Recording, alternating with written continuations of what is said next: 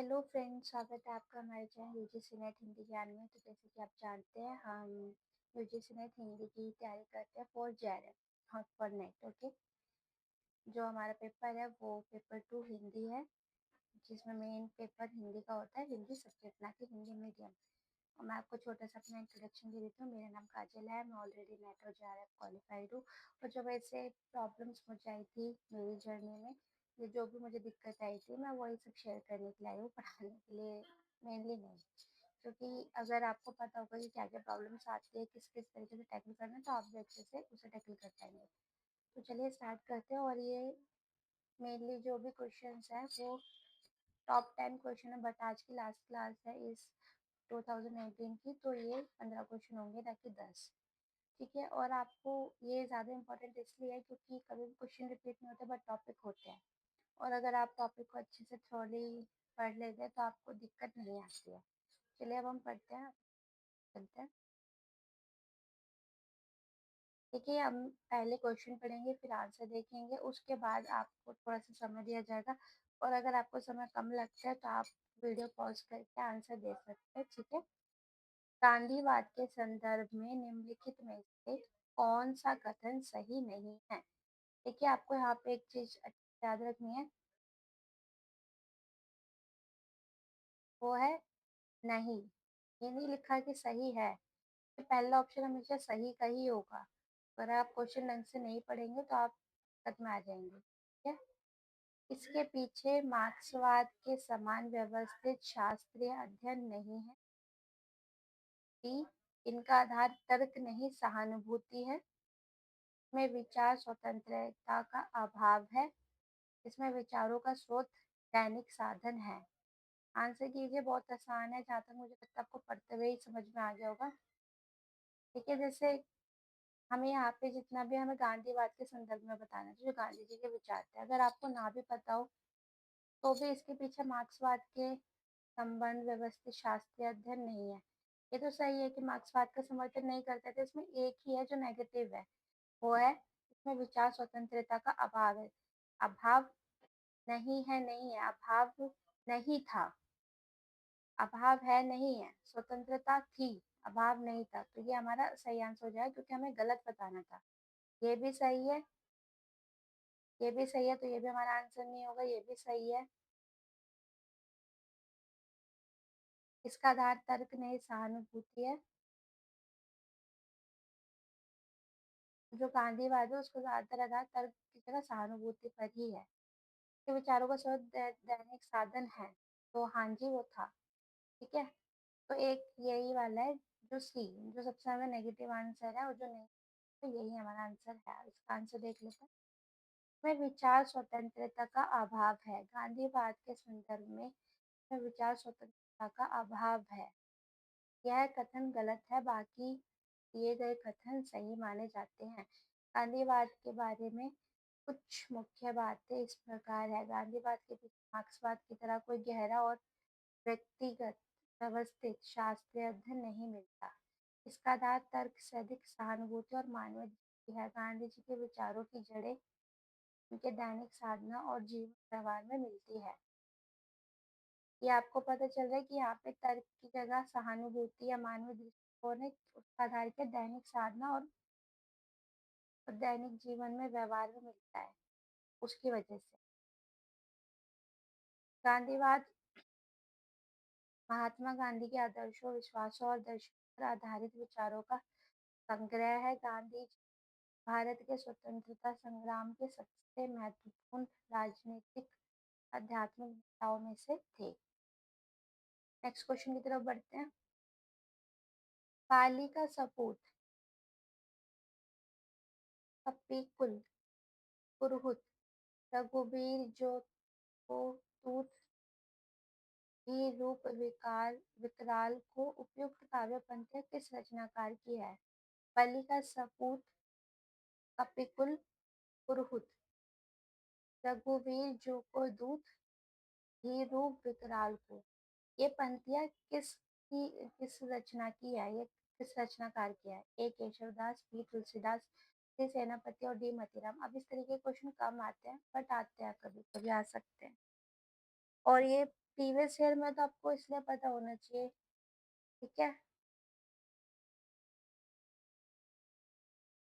ये आपको पता होगा तभी आप आंसर दे सकते हो, तो इसमें है यस, नो और लगाने से कुछ नहीं, आंसर हो जाएगा सेनापति।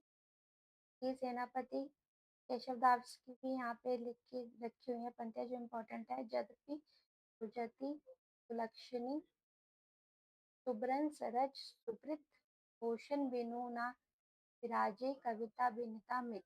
ये बहुत इंपॉर्टेंट पंक्तियाँ हैं केशवदास जी की जो एग्जाम में पूछी जाती है और आपको पता होनी चाहिए। भाषा बोली ना जानही जिनके कुल के दास, राम को काम कहाँ रिपु जाति कौन कबे रिपु ये कहाँ। ये भी बहुत इंपॉर्टेंट है, ये भी आती है।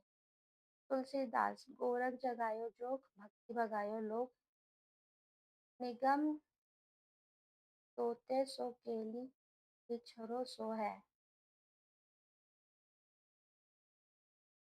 अबलो नसाही अबना नसेहु केशव काही ना जाए का केहू।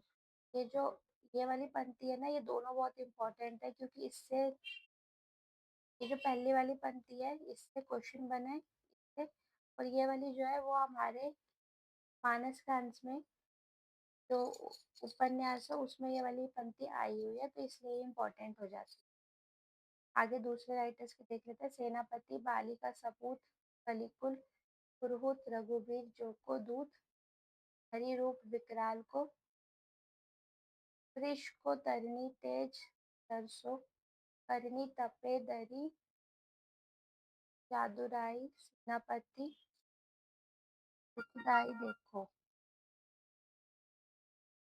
मतीराम कोई कहू केतिक उपायो करो कहू होत है आपन आपने पीर पराए कुंदन को रंग फीको लगे जल के अति अंगन चारु बुराए केली के रति घाने नहीं दिन है जिनमें लल्ला सुनी घात लगाए। ये सारी पंक्ति इम्पोर्टेंट है, तभी आपको ये सारे मतलब याद एक पूरी पंक्ति ना भी याद हो तो आप ट्रिक से याद रख सकते हैं, कोई भी ट्रिक एक बना लो। जैसे यहाँ पे है बलि का सपूत, तो बलि का सपूत करके आप बना सकते हो। मतीराम जी की है कहू कितने उपाय करो, इससे बना सकते हो। कुंदन के रंग फीको लगे मतीराम जी के, ठीक है। जैसे मती जब गिर जाते हैं तो सारे रंग फीके लगते हैं, तो उससे याद रख सकते हो। कली की रतिया खाने में सबसे आप याद रख। कली कौतिक के रचयिता कौन है? भारतेंदु हरिश्चंद्र महाराणा प्रताप मिश्र बाल कृष्ण भट्ट बाल मुकुंद गुप्त। आपको बताना है कली कौतिक के रचयिता कौन है। ये आपको पता होगा तभी आप बता सकते हैं, इसका कोई शॉर्टकट या फिर कोई ट्रिक नहीं। इसके बाद रचयिता है प्रताप नारायण मिश्र। प्रताप नारायण मिश्र की अन्य प्रमुख कृतियां हैं प्रेम पुष्पावली मन की लहर लोकोक्ति शतक तृप्त्यान्तनाम श्रृंगार विलास हरगंगा। ये प्रेम पुष्पावली मन की लहर ये इम्पोर्टेंट, ये भी इम्पोर्टेंट है। और श्रृंगार विलास भी कई बार मैंने देखी है, आई हुई। भारतेंदु हरिश्चंद्र की यहाँ पे देखिए, यहाँ पे ऑप्शन भारतेंदु हरिश्चंद्र इसलिए इनकी भी रखी है। भारतेंदु हरिश्चंद्र की महत्वपूर्ण रचना इस प्रकार है। भक्ति सर्वस्व प्रेम मल्लिका कार्तिक स्नान प्रेम सरोवर प्रेम माधुरी प्रेम तरंग प्रेम प्रलाप राग संग्रह फूलों का गुच्छा बहुत इंपॉर्टेंट जो हमेशा पूछी जाती है। बकरी विलाप भी इम्पोर्टेंट है, ये पता होना चाहिए। वैजनी वैजयनी विजय वैजंती ये भी इम्पोर्टेंट है। नए जमाने की बंधन सभा भी इम्पोर्टेंट है। वसंत होली भी शायद इम्पोर्टेंट है, ठीक है। विजय वल्लरी भी इम्पोर्टेंट है। और जातीय संगीत ये सारे इम्पोर्टेंट आपको पता होनी चाहिए। नेक्स्ट क्वेश्चन की तरफ बढ़ते हैं। बच्चन सिंह रिहर्सा गया और उसके हाथों की अभ्यस्त नेत्रराई को जैसे किसी मानवीय कोमलता ने धीरे से छू लिया। उपयुक्त कथन किस कहानी का है? अमृतसर आ गया, बी सिक्का बदल गया, सी राजा निर्बंस, या डी उसने कहा था। ये बहुत इंपॉर्टेंट है, तो 5 सेकंड से ज्यादा नहीं देते आपको आंसर। और बहुत ही ईजी है क्योंकि हमारे सिलेबस की कहानी है। अगर आपको पता होगा कि कौन सी कहानी में क्या स्टोरी है तो आपको ये पता होगा। अगर आपको पात्र भी पता होंगे तब भी आप अंदाजा लगा सकते हो बच्चन से। ठीक है, तो इसका आंसर हो जाएगा सी राजा निर्बंस। आगे हम इसका एक्सप्लेनेशन देख लेते हैं। यहाँ पे कमलेश्वर की प्रमुख कहानियां लिखी गई है। राजा निर्बंस या पहला ही है, कस्बे का आदमी, कोई हुई दिशा है, मांस का दरिया, बयान, आजादी मुबारक। ये कई बार ना सीक्वेंस में पूछ ली जाती है तो ये आपको पता होनी चाहिए, और अगर नहीं पता तो ध्यान में रखो। ठीक है। कृष्णा सोपती की प्रमुख कहानियां, सिक्का बदल गया, बादलों के घेरे। सिक्का बदल गया देखो यहाँ पे थी ना, सिक्का बदल गया, ये यहाँ पे दे रखा है। गुलेरी जी की उसने कहा था, ये भी हमारे सिक्का बदल गया भी हमारे सिलेबस में है। ठीक है, और उसने कहा था भी हमारे सिलेबस में है, और उसने कहा था का वो भी पूछ लिया जाता है, प्रकाशन वर्ष, प्रकाशन वर्ष भी पूछ लिया जाता है, तो इसलिए और ज्यादा ध्यान रखना। ठीक है। बुद्धू का काटा 1914, सुखमय जीवन 1918। भीष्म साहनी की प्रमुख कहानियां, अमृतसर आ गया, भाग्य रेखा, पहला पाठ, भटकती रात, कटरिया, बारशु।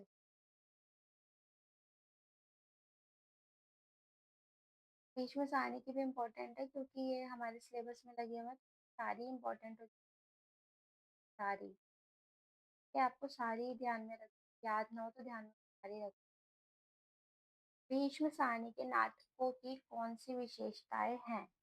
भारतीय नारी की पीड़ा का प्रभावी प्रस्तुतिकरण, भारतीय संस्कृति की पुनरुत्थानवादी अभिव्यक्ति, भारतीय संस्कृति की पुनरुत्थानवादी अभिव्यक्ति, मध्यकालीन धर्मांध अनाचार तथा तानाशाही की साम्यक सांप्रदायिक एकता और राष्ट्रीय अखंडता की अभिव्यक्ति। के दिए गए विकल्पों में से सही विकल्प चुनिए।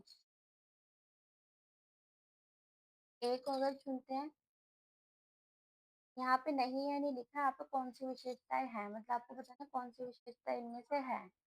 ए के हिसाब से ए और बी सही हो जाएगा, बी के हिसाब से ए और सी सही हो जाएगा, सी के हिसाब से बी और सी सही हो जाएगा, और डी के हिसाब से सी और डी सही। ठीक है,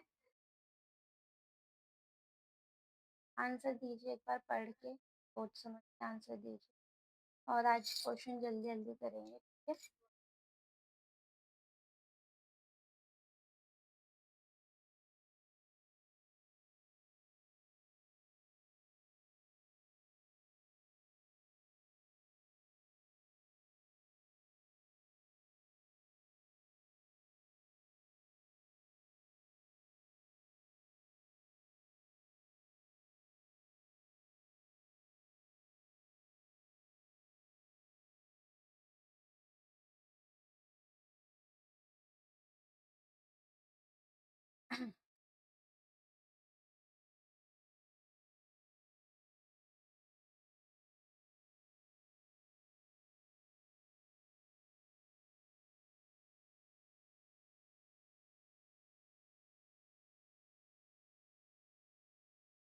देखिए, आपने एक नाटक अभी इनकी कहानी देखी थी, का बदल गया है, और सॉरी अमृतसर आ गया, तो उसमें इन्होंने सांप्रदायिक एकता और राष्ट्रीय अखंडता की अभिव्यक्ति तो नहीं की थी ना।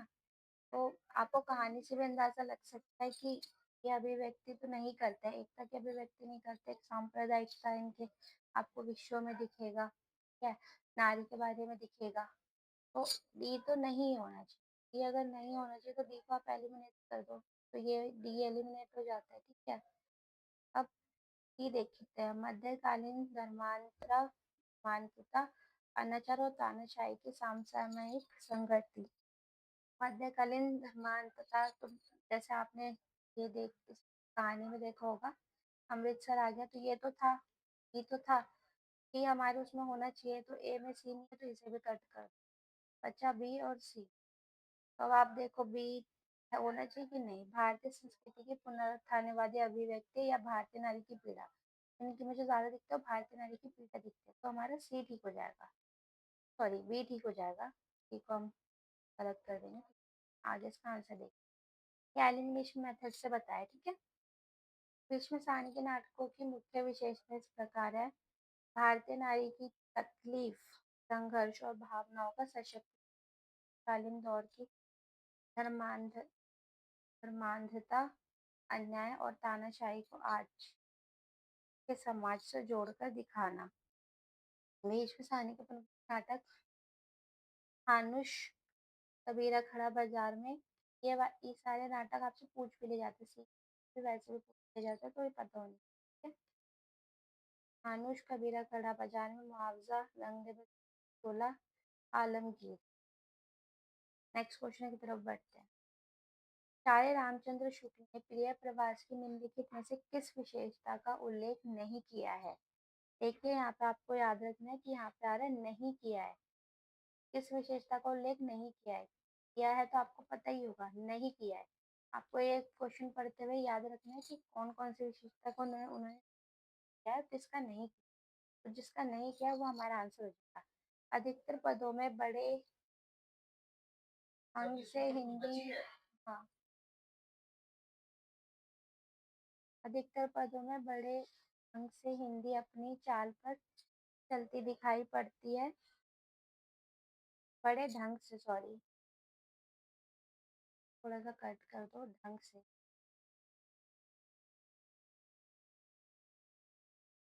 इसकी कथा वस्तु एक अच्छे प्रबंध के लिए पर्याप्त है।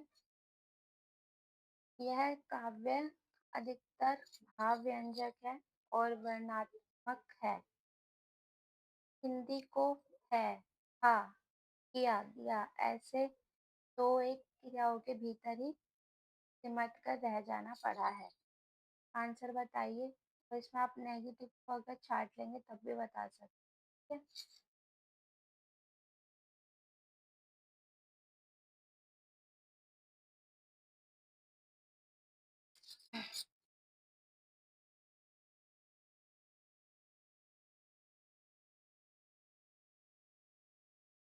तो देखिए उन्होंने यहाँ पे आप नेगेटिव को भी छाट लेते तब भी आपको पता चलता, बट इसमें नेगेटिव चीज आते बोली तो इसकी कथा वस्तु एक अच्छे प्रबंध काव्य के लिए पर्याप्त है, नहीं, नहीं है, नहीं है पर्याप्त, यही जिक्र नहीं है। उन्होंने कहा था इसकी कथा वस्तु एक अच्छे प्रबंध काव्य के लिए पर्याप्त नहीं है।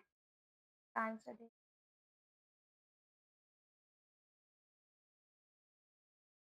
इसकी कथा वस्तु एक अच्छे प्रबंध काव्य के लिए पर्याप्त है, ऐसा उन्होंने कहा था।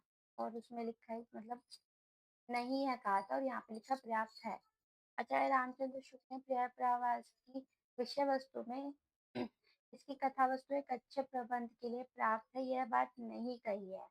बाकी सभी विशेषताएं उन्हीं की बताए अनुसार है। प्रिय प्रवास हरिओध जी द्वारा रचित खड़ी बोली का पहला महाकाव्य माना जाता है। ये इनका पहला महाकाव्य है, ये भी आपको पता होना चाहिए। हिंदी खड़ी बोली में रचित इनका पहला महाकाव्य है, ठीक है। और किसके द्वारा रचित है? हरिओध जी के द्वारा रचित है, ये भी पता है।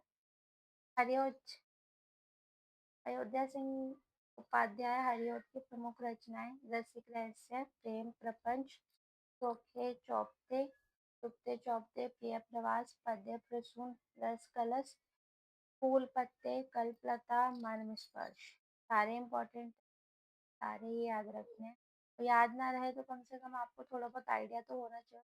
जो मोस्ट इम्पोर्टेंट है ये प्रेम प्रचर, प्रेम प्रचर, प्रेम प्रपंच, चौके चौपते, चुपते चौपते, ये प्रिय प्रवास तो है ही, पद्य प्रसून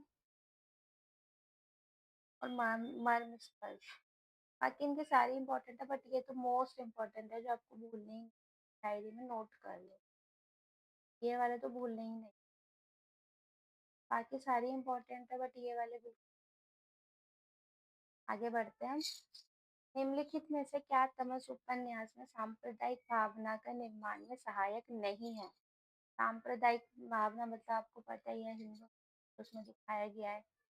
जो जाति पे एक व्यंग किया गया है पूरे उपन्यास पे। व्यंग नहीं है मतलब कैसे जाति व्यवस्था में सबका नुकसान होता है और सांप्रदायिक जब झगड़े होते हैं जाति को लेके या फिर धर्म को ठेस पहुंचने पर तो दिखाया गया है। दंगे वगैरह का भी वर्णन है। तो उसमें सहायक नहीं है ना कि है। मतलब इसमें आपको कोई पॉजिटिव चीज ही होगी, नेगेटिव सारी चीजें तो सांप्रदायिकता में वो होगी ना। सांप्रदायिक पूर्वाग्रह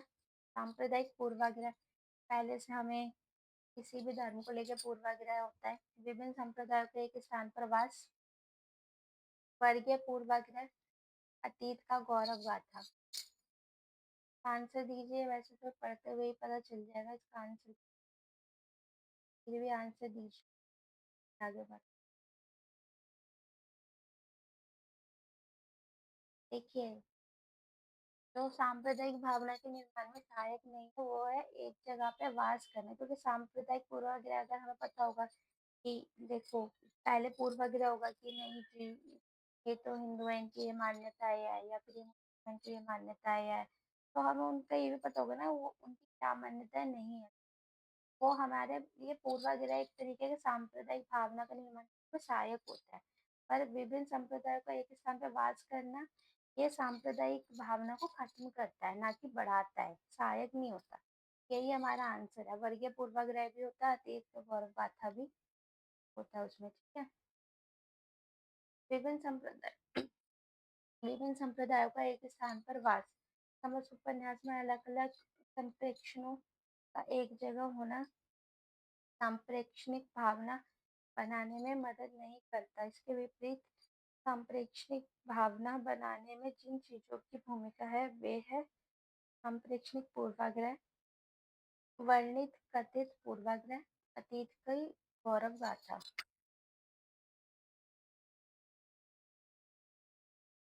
भीष्म सानी के प्रमुख उपन्यास झरोके, कड़िया, तमस, बसंती, मायादास की माड़ी, कुंतो, नीलू, नीलिमा, नीलोफर, जय हिंद की सेना, भाग्य रेखा।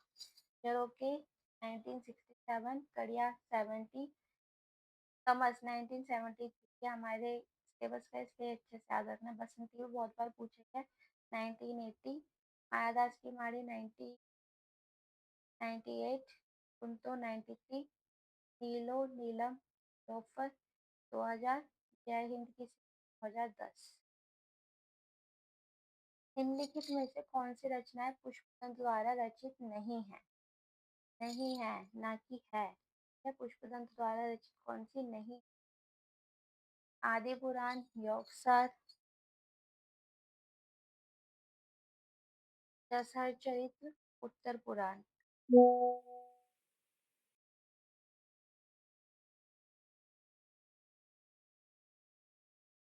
नीचे दिए गए विकल्पों में से सही उत्तर चुनिए। A B C, B C और सी में आ जाएगा बी सी डी और ए और डी। आपको पता होना चाहिए उनकी कौन सी है, तो आप उसको एलिमिनेट कर दीजिए और जो फिर नहीं होगी वो आपको पता चल।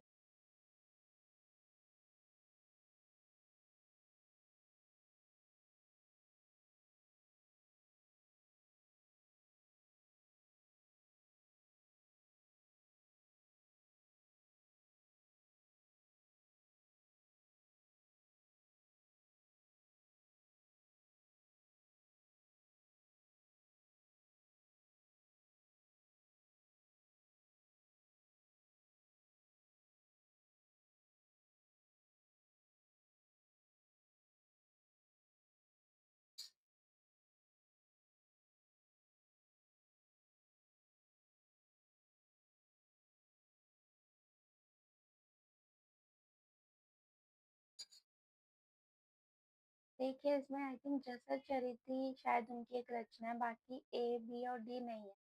किसी भी ऑप्शन में ए बी डी नहीं है। इसका आंसर को कैंसिल कर दिया गया था। यहाँ पे इनकी लिखी हुई है इनकी रचनाएं कौन कौन सी है। तिलसती महापुरम, गुणालंकार,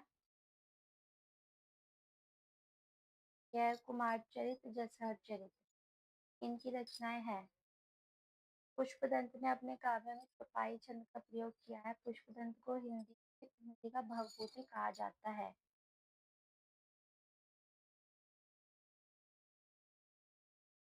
आगे बढ़ चलते हैं। निराला जी पर वंग भाषा की काव्य शैली का प्रभाव समाज में कुंफित पद वल्लरी क्रियापद के लोप आदि में स्पष्ट झलकता है। दार्शनिक विलक्षण लाने की प्रवृत्ति इनमें उतनी नहीं पाई जाती जितनी प्रसाद और पंत में। उपयुक्त कथन किसका है? तो आपको याद रखना पड़ेगा कि किसने इन्हें प्रसाद और पंत से कंपेयर किया था, और ये आपको पता है कि ये एक कथन है, तो ये खुद में इम्पोर्टेंट हो जाता है। आपको पता होना चाहिए कि निराला जी के बारे में कथन किसका है। ठीक है, और ये जैसे अभी यहाँ पे है 2019 में, तो ये पूछा है कथन किसका है, बट अब इस तरीके से नहीं पूछा जाएगा, अब स्टेटमेंट में आएगा लाइक ABCDEFGH ऐसे आपको स्टेटमेंट दे रखी होगी, और इस कथन के आगे कोई और ही नाम लिखा मिलेगा आपको, ये रामविलास शर्मा जी का है या इनका या उनका है। और अगर आपको सही आंसर पता होगा आप तभी उसको सही से अटेम्प्ट कर सकते हैं। तो ये हजारी प्रसाद द्विवेदी, बी रामचंद्र शुक्ल, सी राम त्रिवेदी, बी नगेन।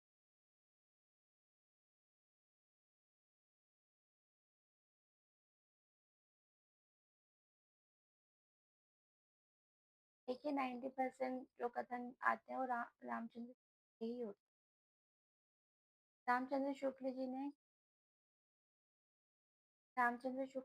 कहा है कि निराला जी की कविता पर बंगला भाषा की शैली का प्रभाव साफ दिखता है। यह प्रभाव खास तौर पर इन चीजों में दिखाई देता है। समाज से जुड़े घने शब्द समूह, क्रियाओं का के सही सही लोप टूट जाना। शुक्ल जी यह भी बताते हैं कि निराला जी दार्शनिक चित्र लाने की प्रवृत्ति प्रसाद और पंत की तुलना में कम है। उन्होंने निराला के बारे में यह प्रसिद्ध बात भी कही है।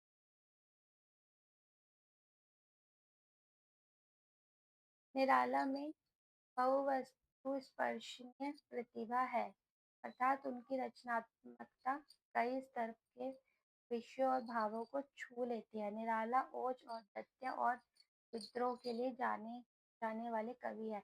ये आपके उसमें आ सकते हैं, तो आपको पता होना चाहिए। नेक्स्ट क्वेश्चन की तरफ बढ़ते हैं। आपको इसमें रीजनिंग और असर्शन और रीजनिंग के बारे में बताना है। अब ऐसे क्वेश्चन नहीं आते, पर ये उसमें आ सकते हैं, क्या कहते हैं, आपके स्टेटमेंट में, तो आपको पता होने चाहिए। असर्शन देख लेते हैं। कविता को वस्तुओं के ही रंग रूप में सौंदर्य की छटा नहीं दिखाती, प्रत्युत क्रम और मनोवृत्ति के सौंदर्य के भी अत्यंत मार्मिक दृश्य सामने लाती है। कविता केवल वस्तुओं के ही रंग रूप में सौंदर्य की छटा नहीं दिखाती, प्रत्युत क्रम और मनोवृत्ति के सौंदर्य को भी अत्यंत मार्मिक दृश्य सामने लाती है। तर्क वह विकसित कमल के सौंदर्य का चित्रण जो करती है, पर शव नोचते कुत्तों के विविध व्यापार की झलक नहीं दिखाती, क्योंकि विविध व्यापार का चित्रण शास्त्रोदित नहीं है। ए सही आर गलत, बी ए सही आर गलत, सी ए सही आर सही, और डी ए सही और आर गलत। ये आपको पढ़ के भी पता चल रहा होगा क्या आंसर हो सकता है, फिर भी आप बताओ। देखिए मैं आपको इसका आंसर पहले वैसे बता देती हूँ जैसे करना है। ये गलत है, क्योंकि सिर्फ कविता में अच्छी अच्छी चीजें थोड़ी है आज की डेट में, जो बेकार चीजें है, जो गलत चीज है, विद्रोही चीज है, वो भी तो दिखाई जाती है ना। जैसे आप धूमिल की रचनाएं पढ़ लो, नागार्जुन जी की पढ़ लो, तो उन सब में सब कुछ दिखता है। तो ए सही हो जाएगा, ए सही और आर गलत। कविता सिर्फ बाहरी वस्तुओं की सुंदरता ही नहीं दिखाती, बल्कि मनुष्य के कर्म, भावना और मनोवृत्ति की सुंदरता को भी गहराई से उजागर करती है। कविता की वास्तविक रूप हमारे मन में उठने वाले विचारों और कल्पना पर निर्भर करता है। जितनी अधिक कल्पना शक्ति होती है, कविता उतनी ही अधिक दिल को छूने वाली आकर्षक बन जाती है। नेक्स्ट क्वेश्चन की तरफ चलते हैं। फिर से assertion और रीजनिंग है। स्थापना और तर्क। स्थापना पे पढ़ते हैं, बिंबवाद में शब्दों की कम खर्ची भाषा के समासगुण, कम से कम शब्दों के प्रयोग से अधिकाधिक अर्थ व्यंजना को महत्व दिया गया है। तर्क, बिंबवाद के समर्थक का मानना था कि विषय का सपाट और प्रत्यक्ष निरूपण किया जाना चाहिए। ए के हिसाब से ए सही, आर गलत, बी के हिसाब से बी गलत, आर गलत, सी के हिसाब से ए गलत, आर सही, डी के हिसाब से ए सही, आर सही। आप इसका आंसर बताओ फिर आगे बढ़ो।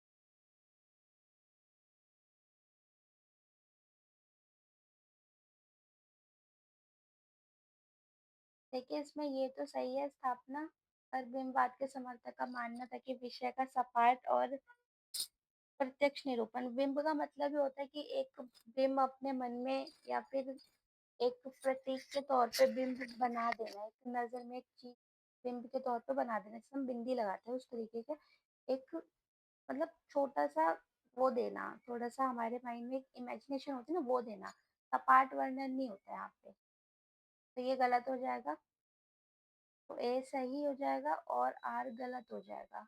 ए इसका सही आंसर हो जाएगा, ठीक है। ये सही आंसर। आंसर की तरफ चलते हैं। बिंबवाद में कम से कम शब्दों का प्रयोग करके अधिक अर्थ व्यक्त करने पर जोर दिया गया है। इस दृष्टि से नई स्थापना सही है, लेकिन जो तर्क दिया गया है कि बिंबवाद के समर्थक मानते हैं कि विषय को सीधा और सपाट रूप में प्रस्तुत किया जाना चाहिए, यह स्थापना से मेल नहीं खाता, सही नहीं है। ठीक है, नेक्स्ट क्वेश्चन की तरफ चलते हैं, स्थापना पढ़ते हैं।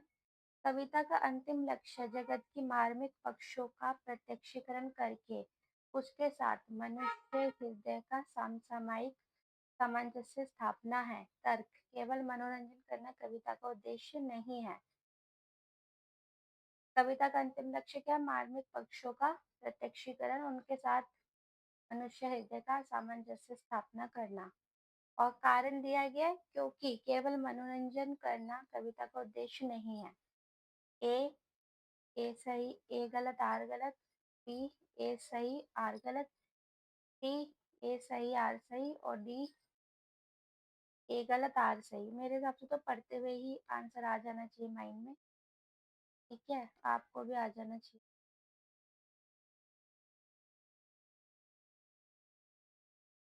देखिए, कविता का अंतिम लक्ष्य मार्मिक पक्षों का प्रतिक्रियन करके मनुष्य हृदय का सामंजस्य स्थापित करना सही है, क्योंकि अंतिम लक्ष्य तो यही है ना कि जो हमारे मन में आ रहा है उसका हम सामंजस्य स्थापित करके प्रत्यक्ष कर पाए। और केवल मनोरंजन ही कविता का उद्देश्य नहीं है, जो भी हमारे मन में आ रहा है वो भी हम कर पाए, तो ये दोनों ही सही हो जाएंगे और सी हमारा सही आंसर हो जाएगा। आंसर देखते हैं। क्योंकि कविता का असली उद्देश्य दुनिया के मार्मिक पहलुओं को सामने लाकर मनुष्य के हृदय में उनके प्रत्येक भावनात्मक सामंजस्य स्थापित करना है। जहाँ तक दिए गए तर्क की बात है कि कविता का उद्देश्य केवल मनोरंजन नहीं बल्कि मार्मिक उपदेश देना होना चाहिए, यह दोनों, यह भी सही है और स्थापना से मेल खाता है। नेक्स्ट क्वेश्चन की तरफ बढ़ते हैं, स्थापना देखते हैं। 19वीं शताब्दी का नव जागरण भक्तिकालीन लोक जागरण से भिन्न इस बात में है कि वह उपदेशवादी दौर की उपज है। 19वीं शताब्दी का नव जागरण भक्तिकालीन लोक जागरण से भिन्न इसलिए कि वह उपनिवेश दौर की उपज है, निवेशवादी दौर की उपज है। तर्क, क्योंकि हम तर्क पढ़ते हैं तो क्योंकि लगा के पढ़ते हैं, क्योंकि उनकी ऐतिहासिक अंतर्वस्तु एक समान है। आपको पढ़ते हुए ही पता चल जाना चाहिए कि इसका आंसर क्या होगा, फिर भी आप देखो एक बार क्वेश्चन तो पढ़ेंगे। और जिसको ज्यादा टाइम चाहिए वो पॉज पॉज जरूर कर ले, ठीक है।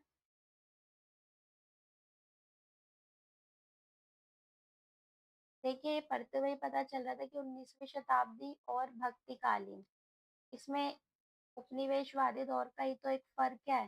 जो 19वीं शताब्दी है वो उपनिवेशवादी दौर के ऊपर से सही है, पर वो दोनों, उन दोनों की अंतर्वस्तु समान नहीं है ना, तो ये गलत हो जाएगा। तो ए सही और आर गलत का ये आंसर सही हो जाएगा। आंसर की तरफ देखते हैं, ये आंसर सही है।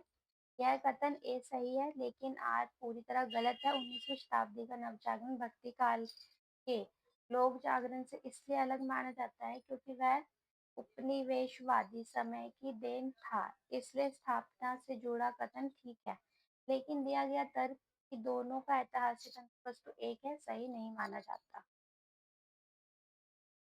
94 पे चलते हैं। क्या? कला का अवसाद युग निरपेक्ष नहीं होता। शाश्वतता का गुण, क्योंकि शाश्वतता का गुण कालजयी कलाकृतियों में सहज अंतर्भूत नहीं होता। ए सही आर गलत, बी ए गलत आर सही, सी ए गलत आर सही और डी दोनों सही।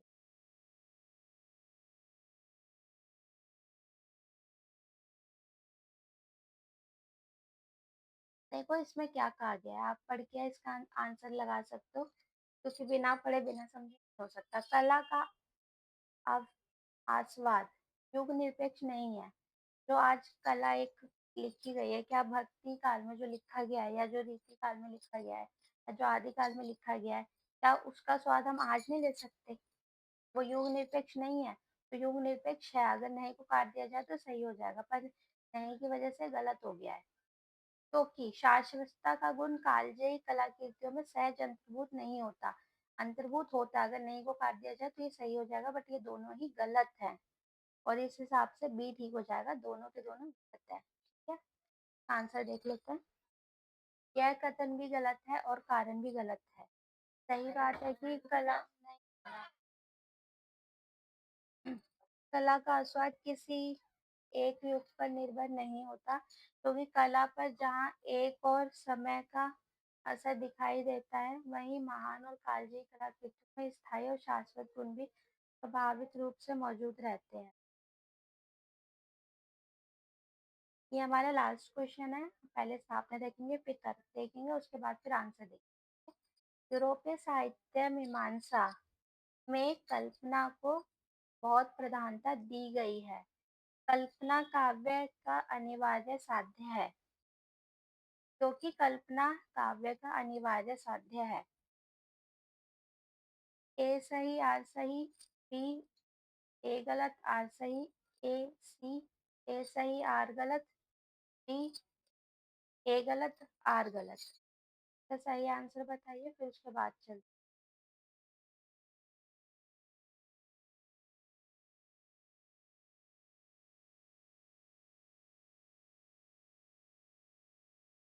देखो वहां पे कल्पना को बहुत प्रधानता तो दी गई है, ये सही है, पर उनका साध्य है कल्पना, क्योंकि कल्पना काव्य का अनिवार्य साध्य है, उनका साध्य कल्पना नहीं है, तो ये गलत हो जाएगा। यूरोपीय जो वो है, वो फैक्ट्स पे बिलीव ज्यादा करते हैं, मतलब तर्क पे ज्यादा बिलीव करते हैं, कल्पना को साध्य नहीं मानते। ठीक है, तो ये सही हो जाएगा और ये गलत हो जाएगा, तो इसका सही आंसर हो जाएगा। इसका आंसर देखिए, यह कथन ए सही लेकिन आर गलत है। यूरोपीय साहित्य मीमांसा में कल्पना जो वास्तव में बहुत महत्व दिया गया है, इससे स्थापना ठीक है, लेकिन दिए गए तर्क सही नहीं है, क्योंकि कल्पना काव्य का लक्ष्य साध्य नहीं होता, बल्कि एक काव्य रचना का एक आवश्यक साधन होता है। ये हमारा आज का लास्ट क्वेश्चन था, और अगर आपको हमारी वीडियो पसंद आई तो लाइक करें, और अपने सवाल और सुझाव आप दोनों ही पूछ सकते हैं कमेंट बॉक्स में। अगर आपको हमसे कॉन्टेक्ट करना हो, यूजी ज्ञान@gmail.com पे कर सकते हैं, और अगर हमारे टेलीग्राम से जो नेट ज्ञान 2025 आप हमारी तरह देख सकते हैं। बाय।